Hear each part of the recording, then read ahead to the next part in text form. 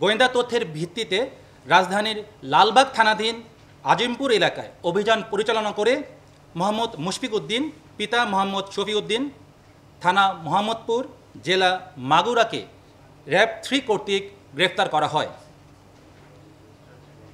গ্রেফতারের সময় আসামির হেফাজত হতে একটি রিভলভার, একটি ম্যাগাজিন, .22 বোরের 155 রাউন্ড অ্যামুনেশন, একটি কাঠের পিস্তলের গ্রিপ, একটি 7.62 মিলিমিটার মিসফায়ার গুলি, একটি শটগানের খালি কার্তুজ, 2টি অবিকল মানুষের মুখাঙ্কিত মুখোশ এবং 2টি মোবাইল ফোন উদ্ধার করা হয়।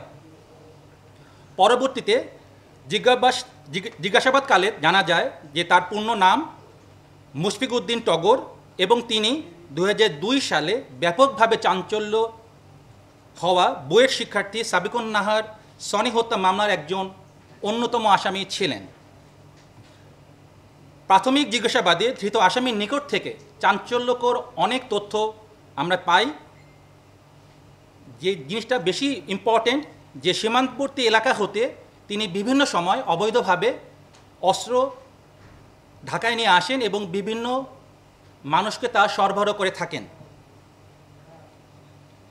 এবং আমরা যেটা আপনাদেরকে বলতে চাই যে তার দেওয়া তথ্য অনুযায়ী আমাদের এই কার্যক্রম চলমান থাকবে এবং আমরা অস্ত্র উদ্ধারে যে কাজগুলো আমরা পূর্বেও করেছিলাম এই ধারাবাহিকতা আমরা বজায় রাখার চেষ্টা করব। ধৃত আসামির বিরুদ্ধে আমরা লালবাগ থানায় একটি অস্ত্র মামলা রুজু করার বিষয়টি বর্তমানে প্রক্রিয়াধীন রয়েছে। সকলকে অসংখ্য ধন্যবাদ। আপনাদের কোনো জি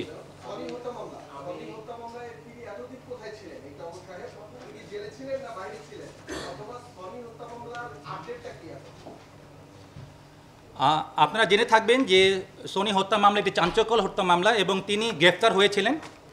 তিনি মূলত প্রথম গ্রেফতার হন 24 জুন 2002 সালে।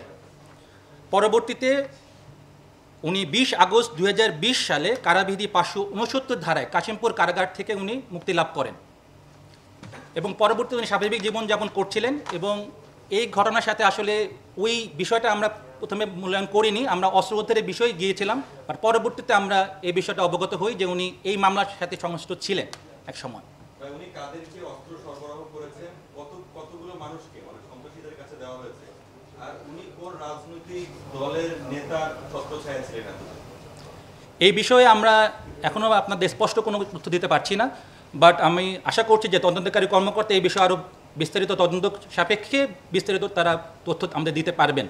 কারণ আমরা যতটুকু ইনিশিয়াল আমাদের যে আলামতগুলো আপনারা সামনে দেখতে পাবেন বা মাস্ক দেখতে পাবেন বা অস্ত্রের যে বিভিন্ন কার্টুজগুলো দেখতে পাবেন, এই সার্বিক বিষয়টা আমরা বিবেচনা করে যেটা বুঝতে পারছি তিনি তার কাছে আরও অস্ত্র সন্ধান থাকতে পারে এবং এটি বিস্তারিত তদন্তের অবকাশ রয়েছে।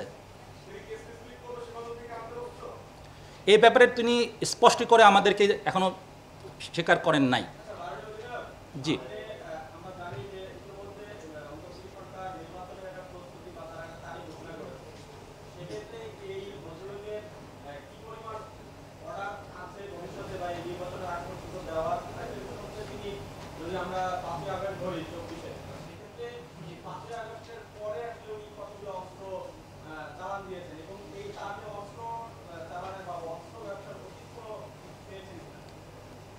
আসলে আমরা গতকালকে তাকে গ্রেফতার করি বিকালে, এত অল্প সময় বিস্তারিত এই তথ্যগুলো আমাদেরও জানার যথেষ্ট আগ্রহ ছিল, বাট আমরা ইনিশিয়ালি যতটুকু তথ্য আমরা সংগ্রহ করতে পেরেছি তাই আপনাদেরকে আমরা শেয়ার করছি। এবং যা তথ্য পেয়েছি কিছু আমরা নাম্বার পেয়েছি এবং ওই নাম্বারগুলো নিয়ে আমরা কাজ করব এবং ইনশাল্লাহ যদি ভালো কোনো তথ্য পাই আমরা আপনাদের ভবিষ্যতে আবার শেয়ার করতে চেষ্টা করব।